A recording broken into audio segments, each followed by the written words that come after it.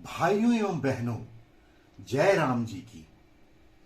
वर्तमान समय में हमारे देश में तुलसीदास जी को और उनकी कालजयी रचना रामचरितमानस को लेकर एक विवाद सा चल गया है। ऐसा विवाद हो रहा है जिसका कोई सिर पैर नहीं, बहस की कोई जरूरत नहीं, ऐसे बहस हो रही है और इस कालजयी रचना के महत्व को नहीं समझा जा रहा है।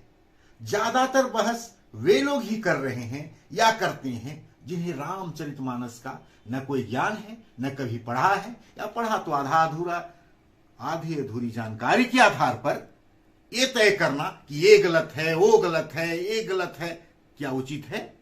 ये बहुत ही बड़ा प्रश्न है।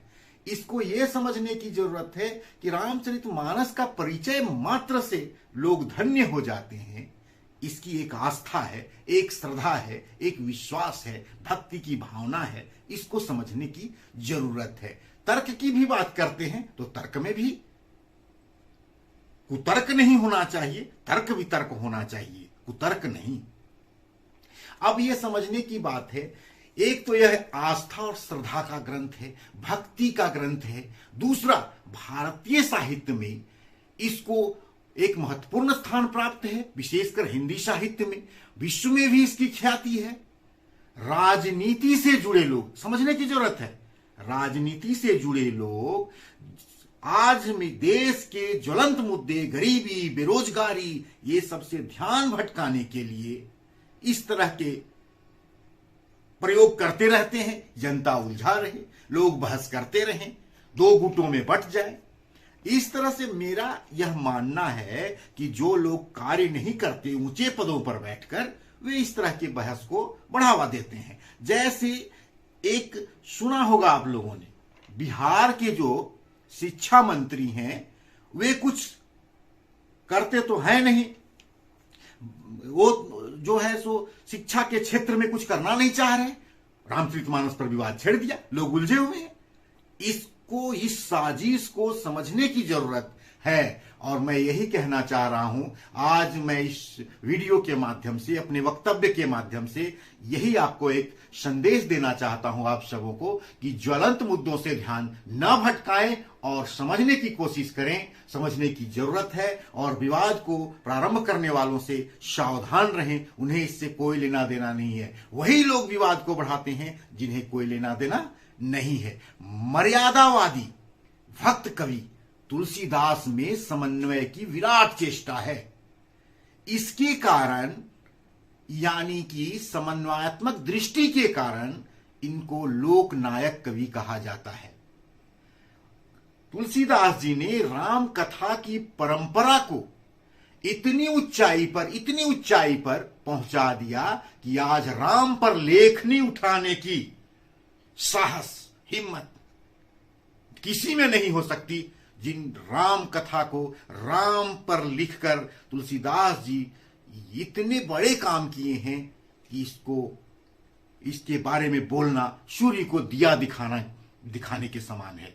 यह मानते हैं कि सूर्य को दीपक नहीं दिखाया जा सकता, ठीक उसी प्रकार से तुलसीदास की रचना पर प्रश्न चिन्ह उठाना भी सूर्य को दिया दिखाने के समान है। अब समझने की जरूरत है कि वर्तमान समय में यह विवाद जो उठ रहा है, इन पंक्तियों से ही यह स्पष्ट हो जाएगा।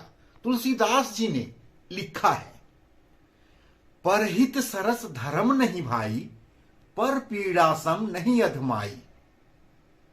परहित सरस धर्म नहीं भाई, पर पीड़ा सम नहीं अधमाई।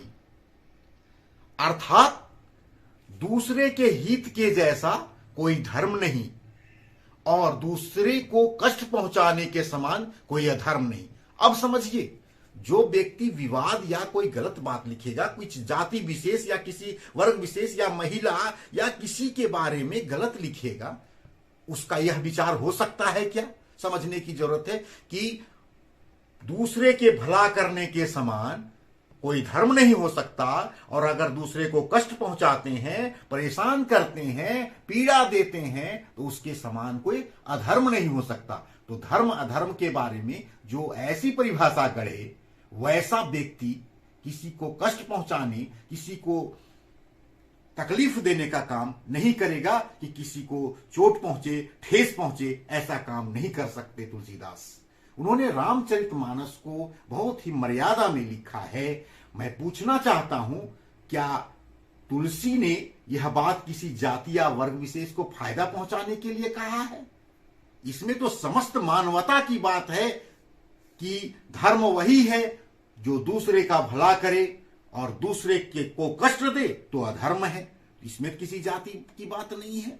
तो ऐसा व्यक्ति किसी को ठेस पहुंचाने का कार्य कर ही नहीं सकता। ये समझने की जरूरत है।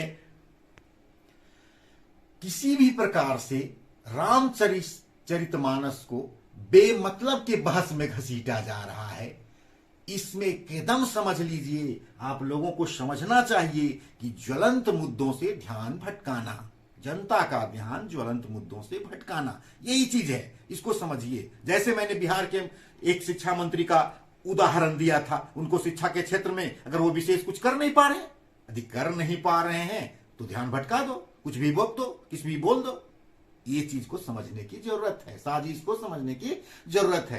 कोई भी वाद विवाद अगर करना चाहते हैं इस मामले में तो तर्क से कीजिए, कुतर्क से नहीं, और संवाद भी होना चाहिए। संवाद होगा तभी समाधान होगा। समझ रहे हैं ना आप? समाधान तभी होगा जब वाद विवाद के साथ संवाद होगा, संवाद से समाधान निकलेगा। सकारात्मक बहस होना चाहिए, सकारात्मकता होनी चाहिए। रामचरितमानस का पाठ या अध्ययन तार्किक आलोचनात्मक हो सकता है, तार्किक आलोचनात्मक अध्ययन करना चाहिए, होना चाहिए, परंतु यह भी कतई न भूले, कतई नहीं भूलना चाहिए कि रामचरितमानस भक्ति, श्रद्धा और आस्था को अगर ठेस पहुंचाने का काम किया जाएगा तो वह कभी बर्दाश्त भारत की जनता नहीं करती है। भारत की जनता कतई यह बर्दाश्त नहीं कर सकती कि उसके धार्मिक आस्था के विषय पर कुठाराघात किया जाए, उसको ठेस पहुंचाया जाए, उस पर चोट किया जाए। मेरा मानना है कि यह देश ईश्वर के प्रति आस्था रखता है, ऊपर वाले के प्रति, भगवान के प्रति आस्था रखता है, राम जी के प्रति आस्था रखता है। मर्यादा पुरुषोत्तम श्री राम घर घर में पूजे जाते हैं। मर्यादा पुरुषोत्तम राम की पूजा घर घर में की जाती है। इसलिए तुलसी की दृष्टि में भावों की उज्ज्वलता है, व्यापक दृष्टि है। मानव मूल्यों और आदर्शों का जो उन्होंने समन्वय किया है उसे समझना होगा। उनकी व्यापक दृष्टि तत्कालीन संपूर्ण विविधताओं, मत मतांतरों का समन्वय करने की कोशिश की गई है। उनमें सद्भावना का रास्ता दिया। उन्होंने रामचरितमानस में पारिवारिक सामाजिक संबंधों में को इस कदर समावेशी बनाया है कि पिता पुत्र, माता पुत्र, पति पत्नी, भाई भाई, राजा प्रजा, सब में कैसा संबंध होना चाहिए। एक गुणयुक्त संबंध होना चाहिए, गुणवत्तापूर्ण और चरित्र से युक्त संबंध होना चाहिए। यह समन्वादी संबंध होना चाहिए। इस प्रकार से भक्ति पथ पर उन्होंने भारत को, विशेषकर उत्तर भारत को एक सूत्र में बांधने का कार्य किया। शैव शाक्त और वैष्णव, शगुन और निर्गुण, ऊंच और नीच में भेदभाव को मिटा दिया, बिल्कुल मिटा दिया, और समन्वय की विराट चेष्टा की।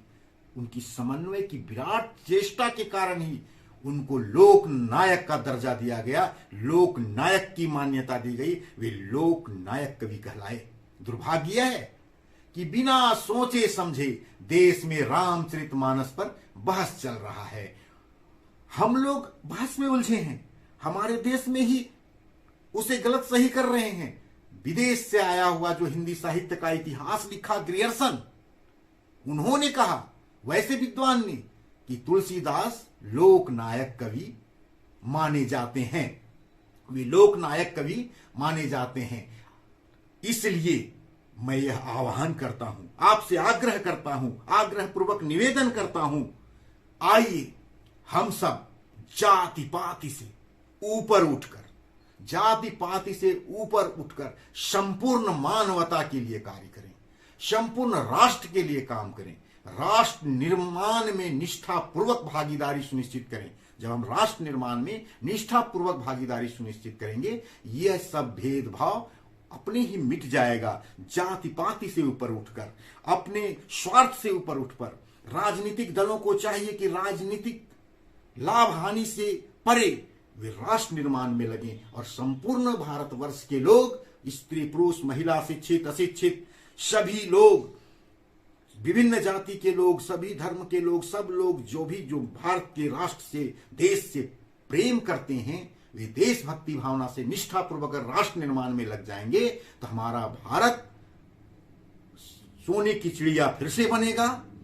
राष्ट्र निर्माण का रास्ता प्रशस्त होगा। विश्व कल्याण में भारत की अगुवाई होगी, नेतृत्व होगा और विश्व कल्याण का मार्ग भारत प्रशस्त करेगा। ऐसा मेरा मानना है, मेरा विश्वास है। इसलिए हम सब मिलकर एकता में बंधकर और कार्य करें। इन सब की बेवजह के वाद विवादों में, अर्थहीन और निरर्थक वाद विवादों में न पड़े, मैं यही कहना चाहता हूं। और सब मिलकर राष्ट्रीय एकता और अखंडता को बनाए रखें। जय राम जी की, वंदे मातरम।